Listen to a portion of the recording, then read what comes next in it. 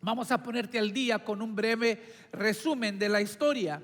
En Génesis encontramos la historia de José, un joven nacido en una familia altamente disfuncional. Su padre era un conocido estafador que tuvo 13 hijos con 4 mujeres distintas. Como padre fue muy pasivo, carecía de participación y liderazgo en el hogar, lo que trajo mucho dolor y confusión a la familia. Todos los hermanos de José, como era de esperarse, eran terribles. Se turnaron en ser brutales, intrigantes, abiertamente inmorales. Es difícil, es más, imaginar que esta era la familia simiente de Abraham que nos conduciría algún día a Jesús. Pero en cuanto a José, José era la excepción. Él era el niño de oro, y a cambio de ser el favorito, su padre le regaló un abrigo elegante y colorido para distinguirlo de sus hermanos. Si eso no fuera suficiente para que sus hermanos lo odiaran, José aparte era un soñador, literalmente un soñador. Tenía sueños y tuvo unos sueños en los que sus hermanos, su mamá y su papá se inclinaban ante él. Sus hermanos interpretaron esto por arrogancia. Dice la Biblia que llegaron a odiarlo todavía más. Los sueños de José eran la pesadilla de sus hermanos.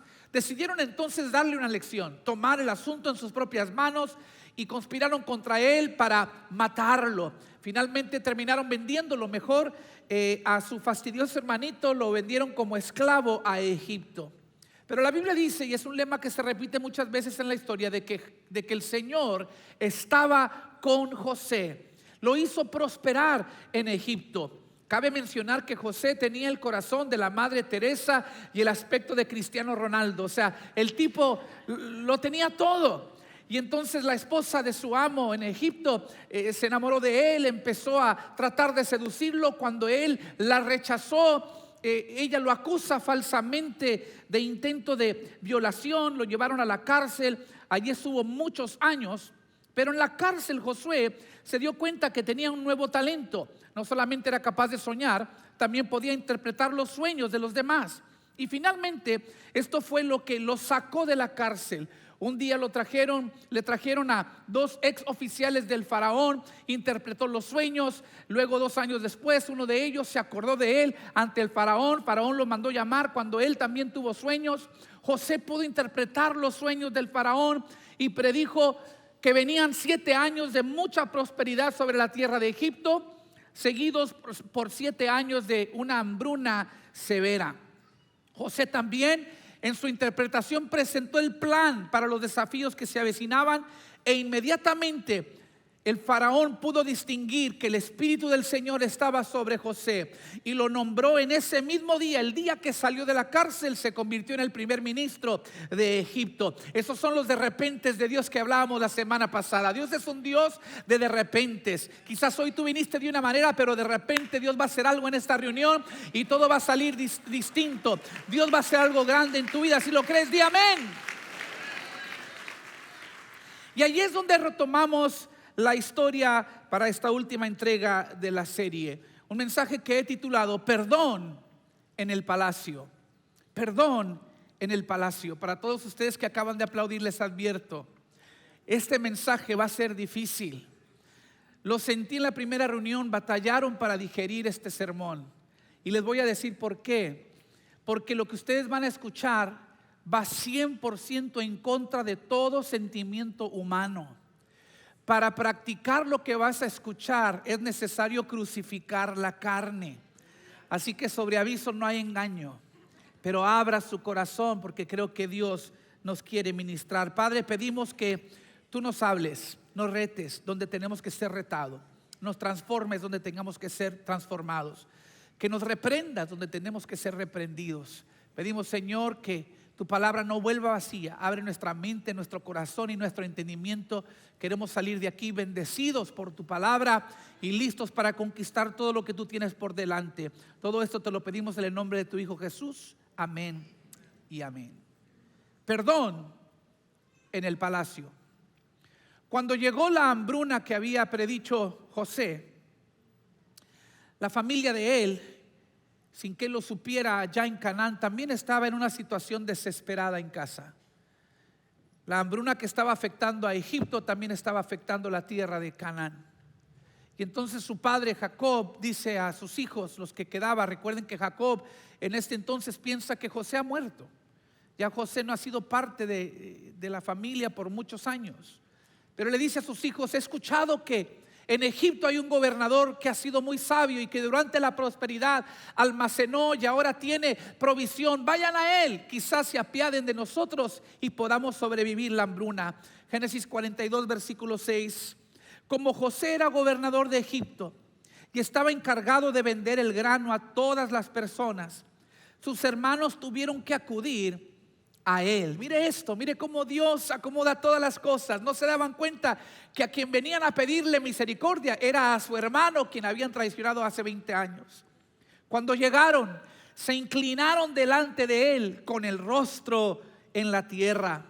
José reconoció a sus hermanos enseguida, pero fingió no conocerlos y les habló con dureza. ¿Ustedes de dónde vienen?, les preguntó. De la tierra de Canaán, contestaron. Venimos a comprar alimento. Y así, de repente, los sueños de José se han vuelto una realidad. Era un hombre bendecido, estaba en una posición elevada y sus hermanos literalmente entraron a su palacio para inclinarse ante él. El cumplimiento de sus sueños. Quiero que sepan que esta era la cosecha por la fidelidad y la integridad de José a lo largo de las dificultades de su vida.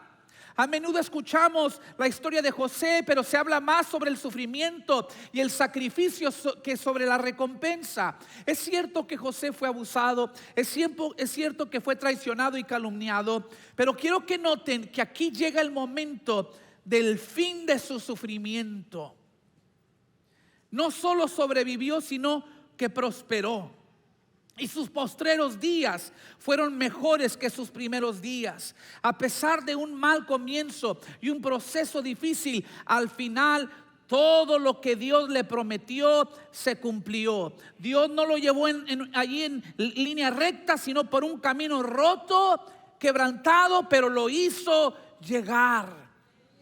Estoy aquí para decirle a alguien que después de todo lo que has vivido, después de todo lo que has pasado, tú puedes confiar en una cosa: que Dios es verdadero, no es mentiroso. Todo lo que Dios ha prometido para tu vida se va a cumplir. Quizás no vas a llegar como esperabas, quizás no va a ser en tu tiempo y a tu manera, pero todo lo que Dios ha prometido para ti se va a cumplir. Él no es hombre para que mienta, ni hijo de hombre para que se arrepienta. Si hay un llamado sobre tu vida, es irrevocable. Venga lo que venga y pase lo que pase, nada ni nadie podrá detener el propósito de Dios para tu vida. Nada ni nadie podrá separarte del amor de tu Señor. Si lo crees, grita amén. Mire lo que dice el versículo 8. Aunque José reconoció a sus hermanos, ellos no lo reconocieron a él. Quiero profetizar aquí la bendición que viene sobre tu vida. Esto es para los que se apoderen de esa palabra. Será tan grande que serás irreconocible. La gente se quedará perpleja. Es posible que no te reconozcan, es posible que no quieran reconocerte, es posible que no se lo expliquen, pero aquí hay un principio poderoso. El hecho que ellos no te reconozcan a ti no te da permiso a ti de no reconocerlos a ellos. Acuérdate que dije que esto va en contra de todo lo que quiere sentir tu corazón. El hecho que ellos no te reconozcan a ti por la bendición, por la magnitud de prosperidad sobre tu vida, no significa que tienes el permiso de ignorarlos tú a ellos. De hecho, la razón por qué Dios te quiere bendecir es para que seas bendición. Que estés tan bendecido que bendigas y te sobre hasta para los que te odiaron. Hasta para los que no creyeron en ti, hasta para los que te calumniaron y te rechazaron. Y lo sé, es difícil digerirlo porque no se lo merecen, pero tú tampoco te merecías el favor y la gracia de Dios. te lastimaron deliberadamente, pero ¿qué si ellos son tu llamado? Este es el tipo de pregunta que debió haber estado pensando José en ese momento cuando ve a sus hermanos entrar inclinándose ante él. Estos eran los tipos que se habían propuesto a asesinarlo. Le arrancaron su túnica adornada, lo arrojaron en un pozo mientras él suplicaba por su vida, pero no quisieron escucharlo. En cambio, para colmo de males, estando él en el pozo clamando por misericordia, dice que se sentaron a comer. Se sentaron a comer mientras que el muchacho lloraba. ¿Alguna vez te han rodeado personas que doblaron las manos, conspiraron contra ti, te la jugaron bien y bonito y luego cruzaron los brazos esperando verte morir, esperando verte destruido, esperando que viniera la destrucción sobre tu vida? Claro que te ha sucedido. Todo lo que tienes que hacer es vivir lo suficiente en este mundo corrupto, lleno de enemigos, detractores y malhechores, para que te suceda algo semejante. Pero déjame profundizar más. ¿Alguna vez ha sido tu propia familia? El que contestó sí, este mensaje es para ti vengo el día de hoy. ¿Alguna vez la traición ha venido en manos de quien menos lo esperabas, quien debió amarte más que nadie? ¿Alguna vez han sido los más cercanos a ti? Toma en cuenta que no es solo lo que hicieron los hermanos de José, sino quiénes eran. Que alguien que yo no conozco me calumnie no me afecta, pero cuando es alguien de mi familia, cuando es alguien de mi propio hogar, las heridas, las grietas pueden ser profundas. Las heridas pueden ser dolorosas. Eran sus hermanos. Y para colmo de males, cuando abandonaron su plan de asesinarlo, fue solo porque llegaron unos traficantes de esclavos y decidieron mejor vender a José por 20 piezas de plata. Pero irónicamente, 20 años después, aquí están ellos, entrando al palacio de quien habían vendido por 20 piezas de plata. Más vulnerables que nunca y ni siquiera lo sabían. Ahora era José quien tenía toda la ventaja. Era José quien tenía todo el poder para obtener venganza. Tenía el poder de encarcelarlos, de matarlos, de destruir sus vidas, o simplemente, si hubiese querido, de cortar la provisión de alimentos, doblar las manos y esperar verlos a ellos morirse de hambre. Wow, José es un mejor hombre que yo, porque yo hubiera estado papacitos, ahora viene la mía. ¿Sí? Pudiéramos hasta espiritualizarlo. Mira cómo Dios acomodó todo. Mira cómo Dios me los entregó en las manos para destruirlos. Pero ¿qué haces cuando sabes que las mismas personas que te lastimaron son tu llamado, son tu ministerio? ¿Qué haces cuando todo, humanamente hablando, dentro de ti quiere vengarse, pero Dios los quiere amar a través de ti? ¿Alguna vez has luchado internamente con esos dos extremos? Tú sabes lo que Dios te está pidiendo, pero también sabes lo que tu alma te está pidiendo, lo que tu corazón, lo que tus sentimientos te están pidiendo. Tú sabes cómo debieras actuar como hijo de Dios, como cristiano, pero también sabes cómo actuar de acuerdo a tu apellido. ¿Sí o no? Y hay esa lucha interna. ¿Qué voy a hacer? ¿Qué voy a hacer? Les dije que es necesario crucificar la carne para entender este mensaje. Por supuesto, no todas las relaciones se pueden restaurar. Algunas solo se pueden restaurar hasta cierto punto. Pero ¿qué de aquellas relaciones que están directamente ligadas a tu destino? Esta era la situación de José. Su bendición, su elevación estaba directamente ligada a quienes lo habían traicionado.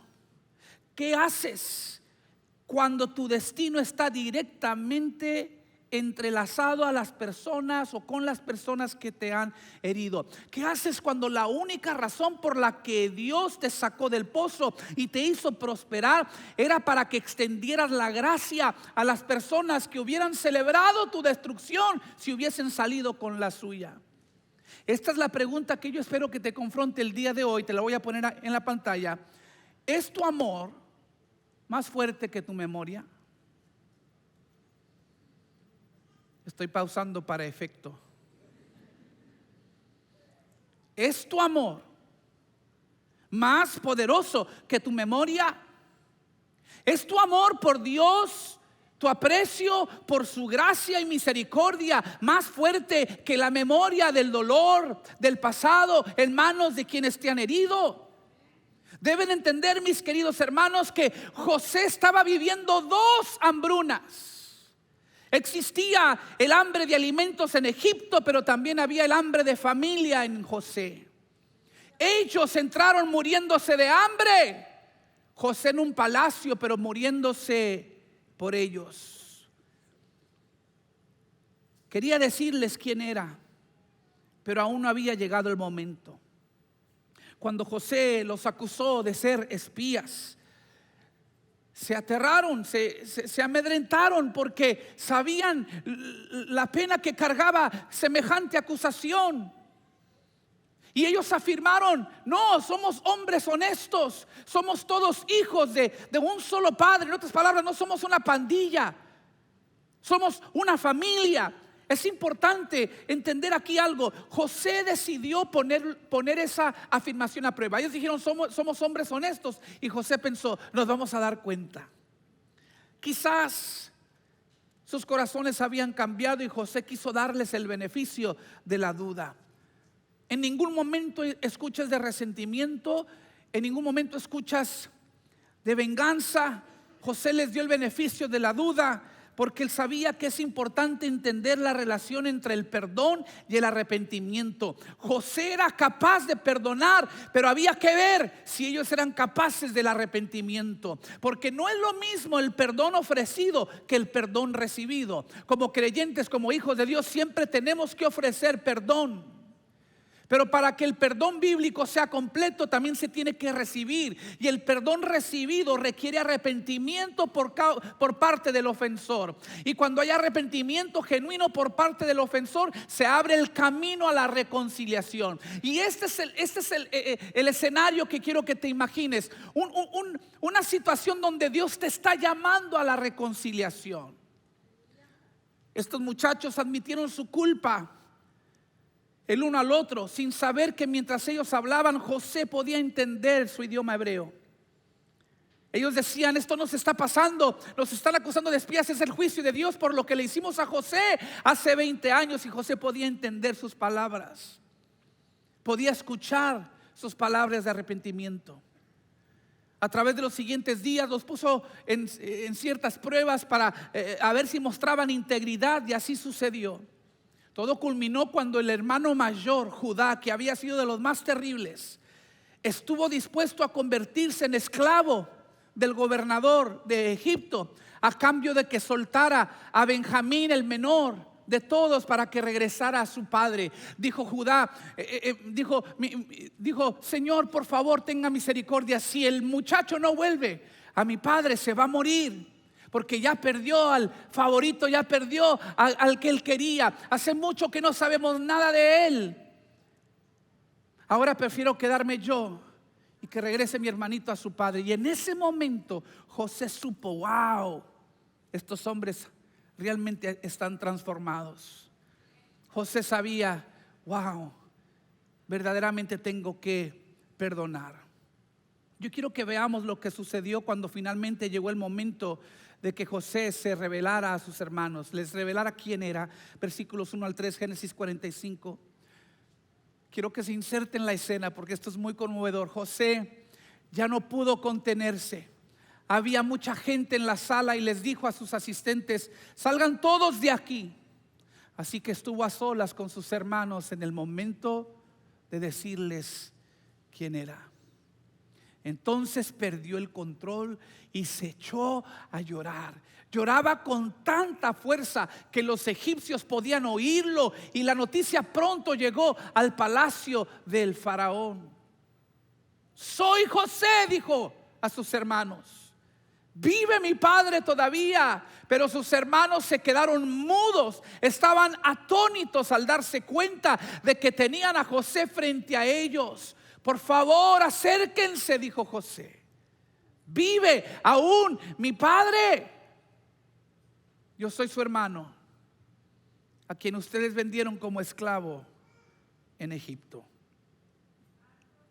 Las acciones y reacciones de José en ese momento arrojan luz sobre varias facetas del perdón y la reconciliación, y nos examinan el corazón para ver si realmente hemos perdonado a alguien a quien Dios nos ha llamado a abrirle paso a la reconciliación. El resto de nuestro tiempo es lo que quiero hablar. ¿Cómo saber, donde Dios te está pidiendo reconciliación, que tú verdaderamente has perdonado? ¿Cómo saber que has perdonado? Número 1, no metes a otras personas en el problema. Salgan todos de aquí, dijo José, porque la habitación estaba llena, había mucha gente. José podía aprovechar la multitud de gente para humillar a sus hermanos delante de todos. Es más, pudiera haberlos expuesto en alguna plaza pública en la ciudad para mayor desgracia. Pero en cambio José vació la habitación. Salgan todos de aquí, y dice la Biblia, se quedó solo con sus hermanos. Siempre se puede saber cuando una persona que dice haber perdonado en realidad no lo ha hecho, porque empieza a chismear, empieza a exponer a sus ofensores. El chisme es cuando involucras a gente que no son ni parte del problema ni parte de la solución. Las chismosas digan amén. Qué bueno que nadie dijo amén. ¿Sí? Pastor, ¿y cómo sé que es chisme? Cuando no son ni parte del problema y cuando no son ni parte de la solución, mejor calla. Pero hay gente que cuando son ofendidos externamente expresan perdón, pero secretamente empiezan a hablarle a todo mundo de lo que le hicieron. Te das cuenta que realmente no buscan perdón sino venganza. Es bastante extraordinario que incluso al confrontar a sus hermanos, José los protegió. Este era el momento para dejárselas caer. Este era el momento de venganza, pero aún en este momento José los está protegiendo. No sé de qué está hecho José. No buscó exponer o avergonzarlos. No buscó tener oídos comprensivos de sus asistentes. No buscó consuelo en números que apoyaran su lado. Sacó a todos de la habitación. Sacó a las personas que no eran parte del problema y lo bregó él solo con sus hermanos. Número 2, ¿cómo saber que verdaderamente has perdonado? Cuando te duele más allá de la comprensión. El verdadero perdón nunca es fácil. El verdadero perdón, si les ha tocado, duele. Porque dicen que los problemas no durarán para siempre. Oh, pero el trauma, ese sí dura un buen rato, ¿sí o no? No es fácil olvidar. Génesis 45, versículo 2. Entonces perdió el control y se echó a llorar. Lloraba con tanta fuerza que los egipcios podían oírlo, y la noticia pronto llegó hasta el palacio del faraón. Imagínense llorar con tanta fuerza que lo que se llora en esta sala se escucha al cruzar la calle. A los que han salido, a los que están en el palacio del faraón, todos pudieron escuchar los gritos de José. ¿Por qué? Porque había tanta emoción, había tantos sentimientos encontrados en ese momento. Su único desahogo eran sus lágrimas y su llanto. Me imagino que lloró porque le dolía. Porque si el perdón significa liberar una deuda, entonces cuanto mayor es la ofensa, mayor es la deuda. Y yo no sé ustedes, pero a mí no me gusta pagar grandes sumas, ni me gusta perdonar grandes sumas. Yo prefiero que me las paguen. Yo prefiero que cuando alguien tiene una deuda conmigo, la pague. No me gusta perdonar, sobre todo cuando la deuda es grande. Yo sé que estoy hablando con puros espirituales, pero dejen que este pastor carnal les predique un ratito. ¿Sí? Y cuando alguien nos hace tanto daño como lo hicieron sus hermanos con José, sentimos que se nos debe mucho. Pero te confieso que esa es la razón por qué muchos de nosotros no hemos sido introducidos a nuestras mayores bendiciones. Lamento decírtelo. Porque tu corazón no ha sanado. Y como no ha sanado, no es confiable. Porque todavía somos demasiado negativos y vengativos, y Dios sabe que si Él nos da el poder y la ventaja sobre nuestros enemigos, en lugar de buscar la reconciliación, aprovecharemos para la venganza. Dígame como que estoy hablando del que está a su lado.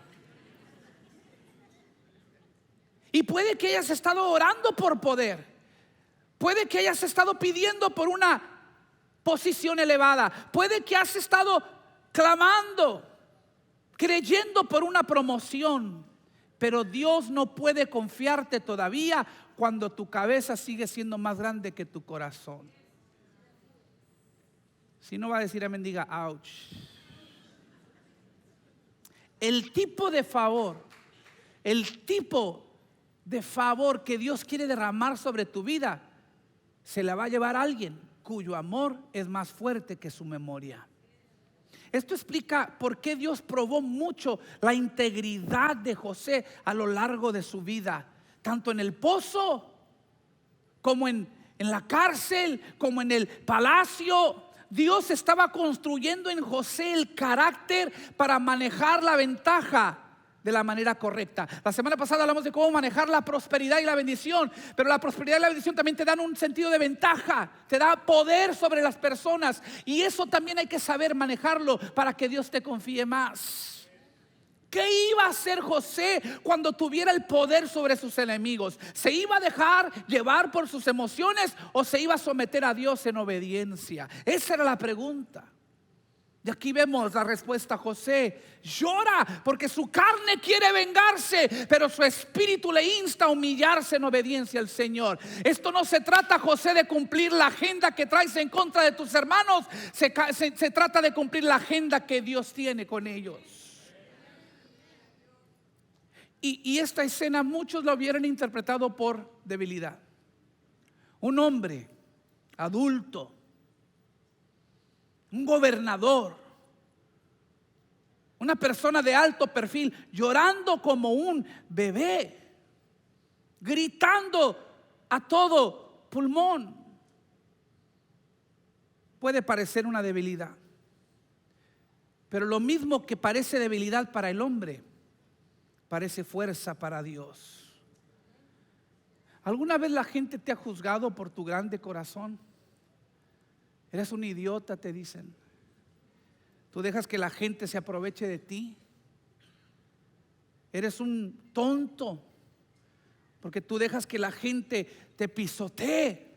¿Alguna vez se han burlado de ti? Y si no se han burlado de ti, tú mismo te has criticado y dices, ¿por qué soy tan menso? ¿Sí?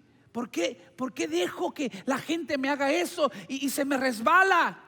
Y los trato como si nada. Y tú mismo has juzgado tu grande corazón sin haberte dado cuenta que lo mismo que tú odias de ti mismo es lo que Dios ama de ti. Y por eso te puede confiar bendiciones que no le puede confiar a otros. Por eso Dios pudo confiar en José, porque no había otro hermano en esa familia con un corazón tan grande como el de José, a quien Dios pudiera darle bendición y prosperidad, poder y autoridad, sabiendo que su corazón era íntegro y que se iba a someter al plan de Dios, no a su propio plan. Era la base misma del favor de Dios sobre su vida. Y lo mismo, Dios puede confiar en ti cuando eres capaz de perdonar aunque duela más allá de la comprensión. Dios puede confiar en ti cuando Él sabe que tu amor es más fuerte que tu memoria. Otra forma de saber que realmente has perdonado, número 3, es cuando invitas a tu ofensor a que se acerque. Sus hermanos se quedaron mudos, dice el versículo 3. Estaban atónitos al darse cuenta de que tenían a José frente a ellos. Pero él les dijo: por favor, acérquense. Recuerda, estamos hablando de esos tiempos cuando Dios te está llamando a una reconciliación. Yo entiendo que hay situaciones donde no es sabio reconciliarse ni volverse a exponer a un patrón repetitivo de abuso, pero cuando Dios te está llamando a la reconciliación y hay arrepentimiento de por medio. Aquí los hermanos de José estaban sin palabras, atónitos y paralizados por el miedo. Entonces José sintió la necesidad de decirles: por favor, acérquense. Por lo general, cuando todavía le guardas rencor a alguien, te gusta mantenerte lo más lejos posible. Si entran por esa puerta, tú sales por aquella. Si entran a la misma sala, tú te vas al otro extremo. Si se sientan en tu mesa, agarras la silla más lejos. Pero José no hizo nada de eso. En cambio, hizo dos cosas. Mire lo que hizo. Primero, preguntó por su padre. Wow. Claro, José estaba genuinamente interesado en saber si su padre vivía, si su padre estaba bien. Pero otra cosa José estaba haciendo: estaba encontrando terreno común con sus hermanos. Porque José estaba en una posición exaltada, no solo sobre ellos, sino sobre todo el imperio. Pero aquí él está nivelando el campo de juego. Él está quitando el enfoque de su propio poder y majestad, algo con lo que sus hermanos no se podían identificar, y poniendo el enfoque en el Padre, algo que todos tenían en común. Él estaba bajando al nivel de ellos para recordarles: soy el gobernador. Políticamente hay una brecha muy grande entre ustedes y yo, pero familiarmente somos hermanos. Tenemos el mismo Padre. En segundo lugar, estaba pidiendo explícitamente que se acercaran. La idea de pedirle a alguien que te ha lastimado profundamente que se acerque puede causarte dolor, aprensión, miedo. No lo quieres hacer, pero cuando Dios te ha llamado a una reconciliación, el verdadero perdón ofrece una invitación y crea un espacio donde el ofensor que se ha arrepentido puede venir libremente y sentirse seguro. El verdadero perdón deja un margen abierto para las personas que han cambiado genuinamente. Número 4, ¿cómo saber si has perdonado verdaderamente? Versículo 5. No se inquieten ni se enojen con ustedes mismos por haberme vendido. Fue Dios quien me envió a este lugar antes que a ustedes, a fin de preservarles la vida. Número 4, ayudas al ofensor a perdonarse a sí mismo. No se inquieten ni se enojen con ustedes mismos por haberme hecho lo que me hicieron. Mira esto. Este era el momento para que ellos dieran una explicación. Este era el momento para que José les pidiera: ¿qué tienen que decir por ustedes mismos? Pero José no esperó una explicación. No esperó palabras de consuelo por parte de sus hermanos. Sí le había dolido, había estado herido, pero también había sanado tanto que se les adelantó. No les empalmó culpa sobre culpa. Al contrario, trató de quitarles el sentimiento de culpabilidad para que pudieran reponerse en ese momento en que estaban atónitos. ¿Cómo fue capaz José de lograr esto? Todo era por la perspectiva que José tenía de la providencia de Dios. Él dijo: fue Dios. Ustedes me hicieron mal, pensaron acabar conmigo, pero en última instancia fue Dios, la providencia de Dios. Y a los que aman a Dios y son llamados conforme a su propósito, todas las cosas nos ayudan a bien. José entendía esto. Fue Dios. De hecho, José pasaría el resto de su vida tranquilizando a sus hermanos. Ellos sospechaban que en algún momento José se les iba a voltear, que José se iba a recordar de todo, iba a recolectar las deudas, iba a mandar la factura. Es más, 17 años después, cuando murió el padre Jacob, es cuando sus hermanos más temieron. Dijeron: aquí es donde se va, aquí es donde se va a vengar José. Ya no tiene a papá que lo calme, ya no tiene razón por qué perdonarnos, ni por amor al padre, porque ya no está. Se va a vengar de nosotros. Génesis 50, versículo 20. Una vez más José sintió la necesidad de calmar sus temores, ayudarles a perdonarse a sí mismos. Ustedes se propusieron hacerme mal. Mire, él no está negando la verdad, no está ignorando lo sucedido, pero Dios dispuso todo para bien. Él me puso en este cargo para que yo pudiera salvar la vida de muchas personas. En otras palabras, no se den tanto crédito, no se crean tanto. Ustedes tuvieron malas intenciones conmigo, pero se estaban dejando usar por Dios sin saberlo. No fueron ustedes, fue Dios. Por lo tanto, no tengan miedo. Yo seguiré cuidando de ustedes y de sus hijos. Así que hablándoles con ternura y bondad, los reconfortó. Wow. Los reconfortó. Esto me recuerda mucho a Jesús. ¿Se acuerdan que dije que en esta serie íbamos a aprender mucho acerca de Jesús? La Biblia dice que cuando Jesús vino lleno de gracia y lleno de verdad. Lleno de gracia y de verdad. José no pasó por alto la verdad. Les mostró gracia. Cuando dijo: no tengan miedo, eso era gracia. Diga conmigo: gracia.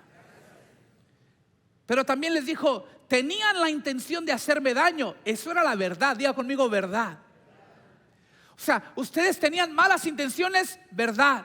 Pero no tengan miedo, gracia, porque fue Dios, providencia. Tremendo sermón que se echó en esas líneas José. Dios me puso en este cargo para salvarles la vida a ustedes y cuidar de ustedes y de sus hijos. Y número 5, tú sabes que realmente has perdonado, verdaderamente perdonado, cuando eres capaz de bendecir a los que te maldijeron. José podía justificarse con la promesa de Dios a su bisabuelo Abraham. ¿Recuerdan el pacto que Dios hizo con Abraham? Le dijo: bendeciré a los que te bendigan y maldeciré a los que te maldigan. José pudo haber dicho: ahí está escrito, lo dijo Dios, lo dijo a mi bisabuelo, y yo voy a ser ejecutor de la justicia de Dios. Dios dijo que iba a bendecir a los que me bendigan y maldecir a los que me maldigan. Ustedes me maldijeron. Él pudo haberse justificado: ahora me toca a mí maldecirlos a ustedes, para cumplir con lo que Dios pactó con mi bisabuelo. Hasta licencia tenía, mis queridos hermanos. Pero José, en lugar de recordarnos de su bisabuelo Abraham, optó por darnos un anticipo de su Salvador Jesús. Porque ese sí dijo: bendice a los que te maldigan y ora por los que te causan daño. Wow. José aquí prefigura a Jesús. Ese día en que José se reveló a sus hermanos, les dijo: vuelvan rápidamente a mi padre, traedlo a él y a todos sus hijos, vivirán conmigo, yo les cuidaré, yo les entregaré tierras. Aquí serán fructíferos, nunca les va a faltar nada, porque su hermanito José, Dios lo ha elevado a ser el gobernador del país más poderoso del mundo. No tiene nada de qué preocuparse. Versículo 15, Génesis 45. Luego José besó a cada uno de sus hermanos, me lo imagino colgándose sobre sus cuellos, y lloró sobre ellos. Y después comenzaron a hablar libremente con él. Si usted sigue leyendo la historia, la noticia del perdón en el palacio pronto llegó al faraón, y él con todos sus oficiales pudieron regocijarse con José por lo sucedido. Y luego la noticia llegó a Jacob. Sus hijos regresaron con provisiones que solamente un rey podía enviar. Cuando le cuentan a Jacob todo lo que había sucedido y cómo Dios había preservado la vida de José y lo había llevado a gobernar a Egipto. Y dice la Biblia que cuando Jacob vio todas las provisiones, todos los regalos que José había enviado, en ese momento supo que José realmente estaba vivo. Y dice la Escritura que su espíritu revivió. Su espíritu revivió. La promesa cumplida en tu vida es capaz de revivir el espíritu de aquel que está caído, de aquel que está deprimido. Dios te está levantando para ser un instrumento de bendición, un agente de avivamiento para revivir lo muerto. Alguien diga amén. Escucha.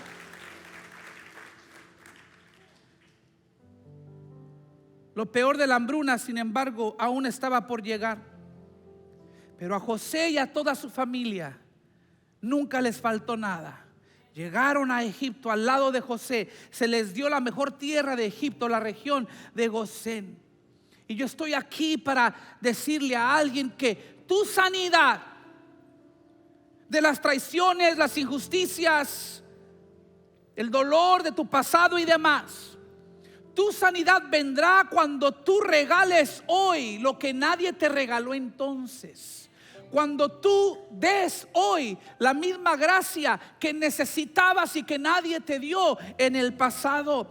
Aquí siento que cuando José lloraba era porque su corazón estaba sanando, se estaba cerrando el ciclo, se estaba cicatrizando la herida. Iba a permanecer la herida como testimonio, pero no como dolor. Estoy aquí para decirte que a medida que das la gracia que nunca recibiste cuando tú estabas quebrantado, Dios te va a sanar de tu quebrantamiento. A medida que brindas el amor, el cariño y el apoyo que nunca recibiste, tú también serás sanado. Como perdones, serás perdonado. A medida que te conviertes en ese padre, en esa madre que tú necesitaste y que nunca tuviste, a medida que tú te conviertes en eso, Dios va a llenar tu propio vacío. José se convirtió, escúchame bien, en el salvador de su familia. Literalmente salvó a su familia de la extinción. Y es aquí donde nos damos cuenta de que José es una imagen de Jesús en el Antiguo Testamento. Te tengo una confesión: la historia de José se trata más de Jesús que de José. Te tengo una confesión: tu historia se trata más de Jesús que de ti. Porque mira, José vino a los suyos, pero ellos no le recibieron. Vendido por 20 piezas de plata, Jesús vendido por 30. El ministerio de la prisión para José duró 3 años y medio. El ministerio terrenal de Jesús duró 3 años y medio. José salió de un pozo y fue elevado al trono para tener todo poder sobre Egipto. Jesús salió de una tumba y fue elevado al trono que es sobre todos los tronos, para tener el poder sobre el cielo, la tierra, arriba y debajo de la tierra. José se casó con una mujer egipcia que estaba fuera del pacto de Abraham. ¿Qué creen? Jesús nos tomó a nosotros los gentiles por novia, la iglesia, que estábamos también fuera del pacto de Abraham, pero nos introdujo y nos hizo parte de la promesa. José, teniendo el poder de destruir a sus hermanos, en su lugar escogió la gracia y los perdonó. Jesús, teniendo el poder de destruir a toda la humanidad, exclamó: Padre, perdónalos porque no saben lo que hacen. Y eligió también la gracia y nos perdonó. José invitó a sus hermanos a vivir con él durante el resto de la hambruna. Jesús nos invita a una vida con él en el cielo por toda la eternidad. Espero te esté cayendo la revelación. Espero que estés cobrando entendimiento, que a través del proceso, todas las demoras, los desvíos, las traiciones y el quebrantamiento, Dios estaba dibujando una imagen de Jesús en la vida de José. Y estoy aquí para decirte que a través de tu proceso, a través de tu quebrantamiento, en tu vida, Dios está haciendo lo mismo. Está pintando la imagen de su Hijo Jesús sobre tu vida. Porque Romanos 8:29 dice: Dios nos conoció de antemano y nos eligió para que llegáramos llegáramos a ser como su hijo, a fin de que su hijo fuera el hijo mayor de muchos hermanos. Después de habernos elegido, Dios nos llamó para que nos acercáramos a Él. Y una vez que nos llamó, nos puso en relación correcta con Él. Y luego de ponernos en relación correcta con Él, nos dio su gloria. Yo quiero que le digas al que está a tu lado: tú vas a ver la gloria de Dios. Vas a ver la gloria de Dios. Vas a salir de esto. Vencerás, lo lograrás, prosperarás, sin importar quién se levante en tu contra, sin importar la adversidad, porque mayor es el que está en nosotros que aquel que está en el mundo. Caerán 1000 y 10,000 a mi diestra, pero a mí no llegarán. Estoy aquí para recordarte: fuiste quebrantado, pero para ser sanado. Fuiste plantado, no enterrado, y viene la cosecha. El que sembró con lágrimas, con regocijo, segará. Viene una cosecha, viene una bendición. Y a medida que prosperas, te vuelves más como el Hijo de Dios y contemplarás su gloria. Y cuando recibamos gloria, le daremos gloria.